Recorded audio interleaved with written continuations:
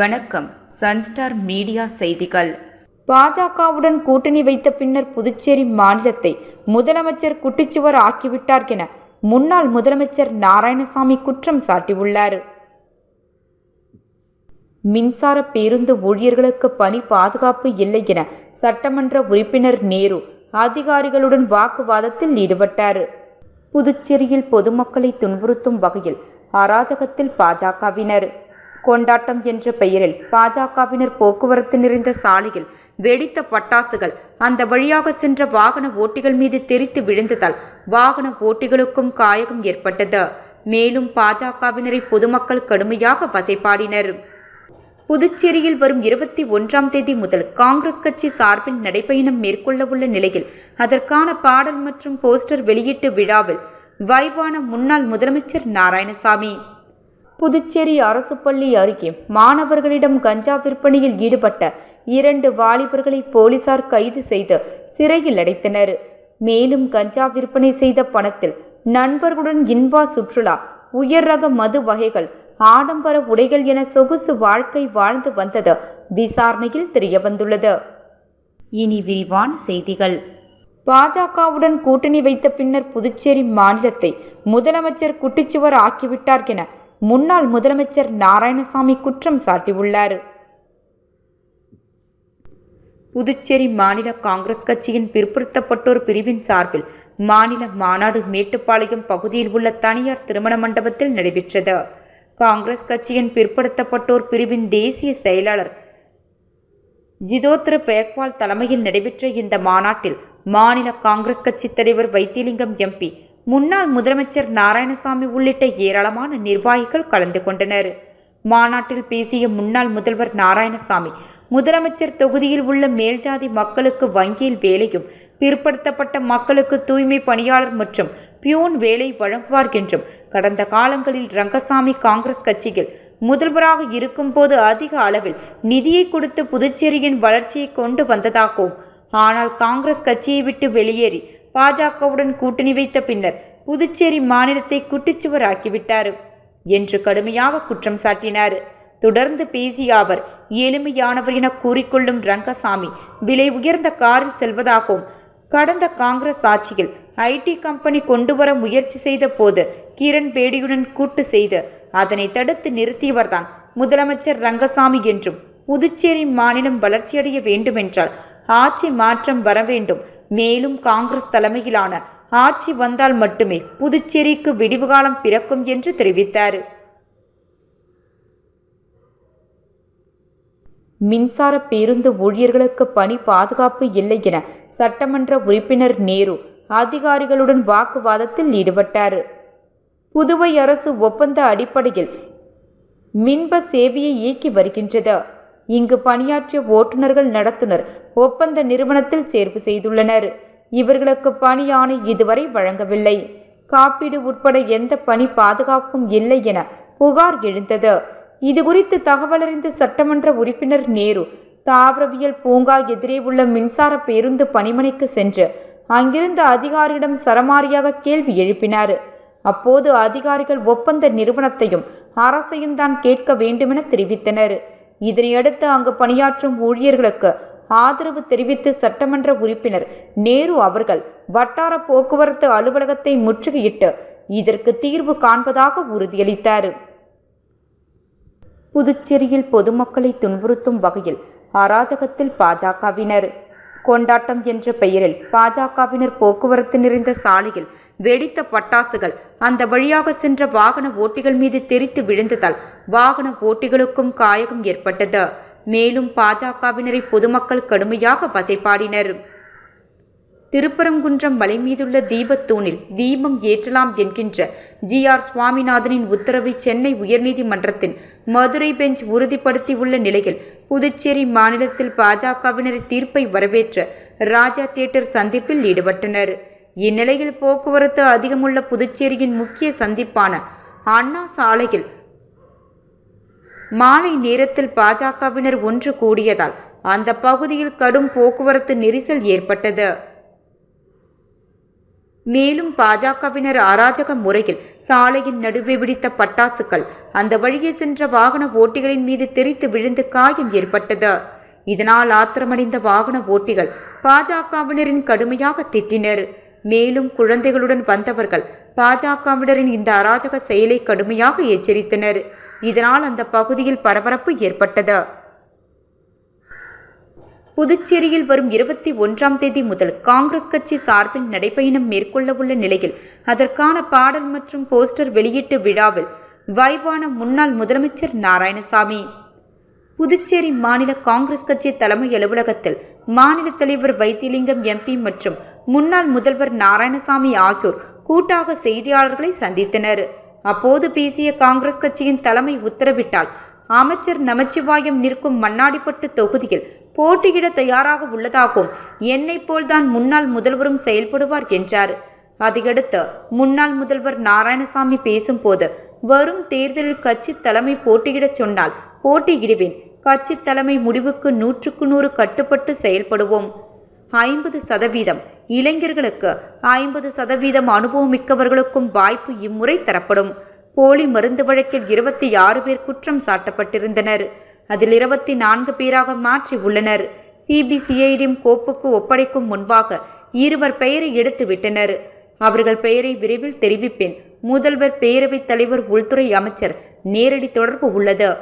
தேர்தலில் பாஜக என்ஆர் காங்கிரஸ் போனி ஆகாது என்பதால் சிபிஐடி மூடி மறைக்க பார்ப்பதால் உயர்நீதிமன்ற நீதிபதி கண்காணிப்பில் நடத்த கோருகிறோம்.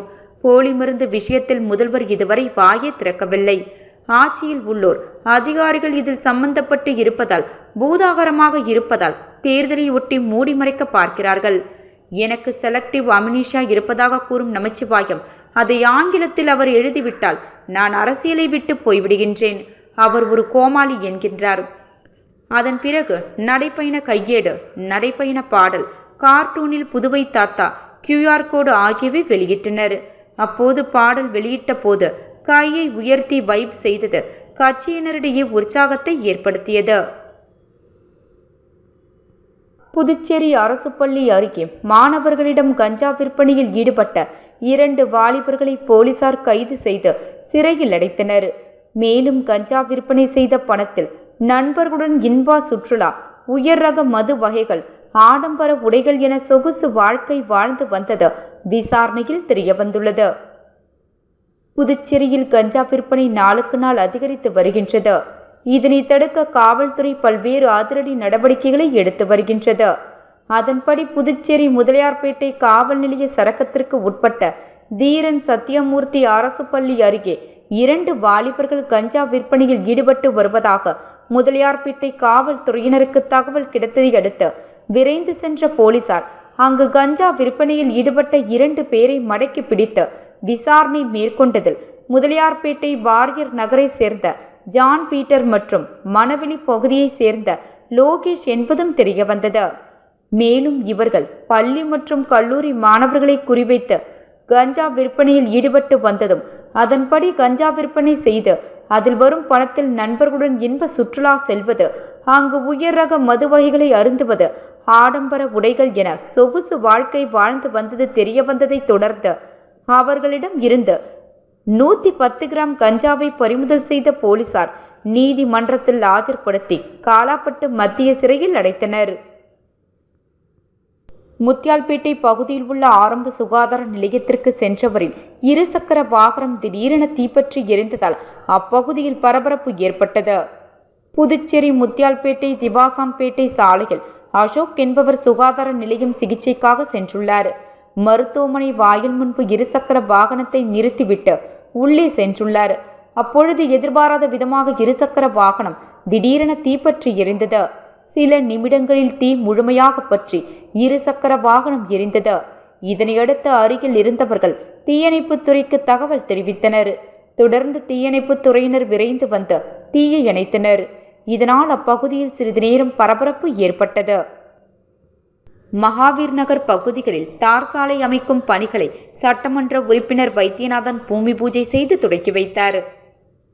லாஸ்பேட்டை தொகுதியில் சட்டமன்ற உறுப்பினர் வைத்தியநாதன் அளித்த வாக்குறுதிகளான பொதுமக்களின் அடிப்படை வசதிகள், சாலை மேம்பாட்டு வசதிகள், கழிவுநீர் வாய்க்கால் அமைக்கும் பணிகள், தொடர் மின்வெட்டு போன்ற அனைத்து பிரச்சினைகளையும் கடந்த 4.5 ஆண்டுகளில் முழுமையாக நிறைவு செய்துள்ளார். இதனால் பொதுமக்கள் பயன்பெற்று வருகின்றனர். இந்நிலையில் அதன் ஒரு பகுதியாக மகாவீர் நகர் பகுதி உட்பட்ட 1வது, 2வது, 5வது மெயின் ரோடு மற்றும் 4வது குறுக்குத்தெரு பகுதிகளில் புதிய தார்சாலை மற்றும் கழிவுநீர் வாய்க்கால் அமைக்க சட்டமன்ற உறுப்பினரின் பரிந்துரையின் பெயரில் உழவர்கரை நகராட்சி மூலம் 29,65,000 செலவில் பணிகள் தொடக்க விழா நடைபெற்றது. பொதுமக்களுடன் ஒன்றிணைந்து சட்டமன்ற உறுப்பினர் பூமி பூஜை செய்து பணிகளை தொடக்கி வைத்தார். மேலும் இந்நிகழ்ச்சியில் காங்கிரஸ் கட்சி நிர்வாகிகள், கமலா அறக்கட்டளை நிர்வாகிகள், ஊர் பொதுமக்கள் உட்பட பலரும் கலந்து கொண்டனர். மனிதர்களுக்கே பாடம் சொல்லும் நாய். புதுச்சேரி கடற்கரையில் நெகிழ வைத்த மனிதநேய காட்சி வைரல். புதுச்சேரி கடற்கரை பகுதியில் கரை ஒதுங்கி இறந்து கிடந்த ஆமையை காக்கை கூட்டங்கள் கொத்தி தின்னாமல் பாதுகாக்கும் விதமாக ஒரு நாய் மனித நேயத்துடன் நடந்து கொண்டது அனைவரையும் நெகிழ வைத்துள்ளது. இறந்த ஆமையின் அருகே கூடியிருந்த காக்கைகளை விரட்டிய அந்த நாய் அதன் மீது மண்ணை போட்டு மூட முயன்ற காட்சி தற்போது சமூக வலைதளங்களில் வேகமாக பரவி வருகிறது. மனிதர்களுக்கே இல்லாத கருணையை ஒரு நாய் வெளிப்படுத்திய இந்த நிகழ்வு பொதுமக்களிடையே பெரும் பாராட்டையும் உருக்கத்தையும் ஏற்படுத்தியுள்ளது. கஞ்சா விற்ற 3 வாலிபர்களை லாஸ்பேட்டை போலீசார் கைது செய்து காலாப்பட்டு மத்திய சிறையில் அடைத்தனர்.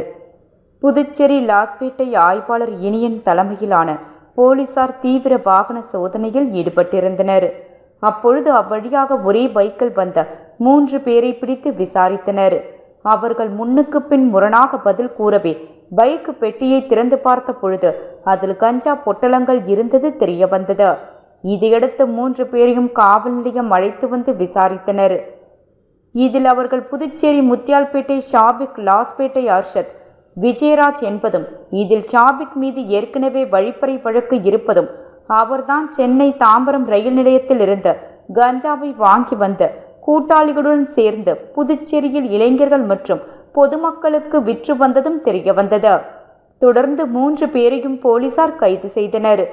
அவர்களிடம் இருந்து 650 கிராம் கஞ்சா, பைக் மற்றும் ரூபாய் 12,300 ரொக்கம் ஆகியவற்றை கைப்பற்றினர். இந்திரா நகர் தொகுதியில் சமூக ஆர்வலர் வேல்முருகன் பிறந்தநாளை ஒட்டி 1000 பேருக்கு நலத்திட்ட உதவிகள் வழங்கி கொண்டாடப்பட்டது. இந்திரா நகர் தொகுதியில் சமூக சேவகர் முருகன் பிறந்தநாளை ஒட்டி ராம் திருமண நிலையத்தில் பிறந்தநாள் விழா நடைபெற்றது. இதில் அவரது ஆதரவாளர்கள், பொதுமக்கள் என ஏராளமானோர் கலந்து கொண்டனர். தொடர்ந்து ஆதரவாளர்கள் மத்தியில் பிரம்மாண்ட கேக் வெட்டி கொண்டாடப்பட்டது. மேலும் பல கட்சி தலைவர்கள், ஆதரவாளர்கள், சமூக சேவகர்கள், பொதுமக்கள் அனைவரும் கலந்து கொண்டு முருகனுக்கு பூங்கொத்து கொடுத்து பொன்னாடை அணிவித்து வாழ்த்துக்களை தெரிவித்தனர். மேலும் அதனைத் தொடர்ந்து சுமார் 1000க்கும் மேற்பட்டவர்களுக்கு நலத்திட்ட உதவிகள் வழங்கப்பட்டது. தொடர்ந்து அனைவருக்கும் சமபந்தி விருந்தும் வழங்கப்பட்டது. இந்நிகழ்ச்சிக்கான ஏற்பாடுகளை முருகனின் ஆதரவாளர்கள் செய்திருந்தனர். மீண்டும் தலைப்பு செய்திகள். பாஜகவுடன் கூட்டணி வைத்த பின்னர் புதுச்சேரி மாநிலத்தை முதலமைச்சர் குட்டிச்சுவர் ஆக்கிவிட்டார் என முன்னாள் முதலமைச்சர் நாராயணசாமி குற்றம் சாட்டியுள்ளார். மின்சார பேருந்து ஊழியர்களுக்கு பணி பாதுகாப்பு இல்லை என சட்டமன்ற உறுப்பினர் நேரு அதிகாரிகளுடன் வாக்குவாதத்தில் ஈடுபட்டார். புதுச்சேரியில் பொதுமக்களை துன்புறுத்தும் வகையில் அராஜகத்தில் பாஜகவினர். கொண்டாட்டம் என்ற பெயரில் பாஜகவினர் போக்குவரத்து நிறைந்த சாலையில் வெடித்த பட்டாசுகள் அந்த வழியாக சென்ற வாகன ஓட்டிகள் மீது தெரித்து விழுந்ததால் வாகன ஓட்டிகளுக்கும் காயம் ஏற்பட்டது. மேலும் பாஜகவினரை பொதுமக்கள் கடுமையாக வசைபாடினர். புதுச்சேரியில் வரும் 21ஆம் தேதி முதல் காங்கிரஸ் கட்சி சார்பில் நடைபயணம் மேற்கொள்ள உள்ள நிலையில் அதற்கான பாடல் மற்றும் போஸ்டர் வெளியீட்டு விழாவில் வைவான முன்னாள் முதலமைச்சர் நாராயணசாமி. புதுச்சேரி அரசு பள்ளி அருகே மாணவர்களிடம் கஞ்சா விற்பனையில் ஈடுபட்ட 2 வாலிபர்களை போலீசார் கைது செய்து சிறையில் அடைத்தனர். மேலும் கஞ்சா விற்பனை செய்த பணத்தில் நண்பர்களுடன் இன்பா சுற்றுலா, உயர் ரக மது வகைகள், ஆடம்பர உடைகள் என சொகுசு வாழ்க்கை வாழ்ந்து வந்தது விசாரணையில் தெரியவந்துள்ளது. செய்திகள் நிறைவடைந்தன. நன்றி, வணக்கம்.